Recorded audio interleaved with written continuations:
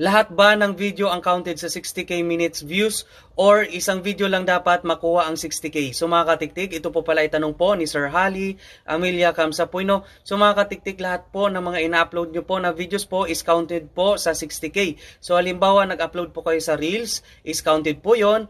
Kapag nag-live po kayo, counted din po. At syempre, kapag nag-upload po kayo ng long form video po or in-stream ads nyo po mga katiktik, is counted po yan mga katiktik, no?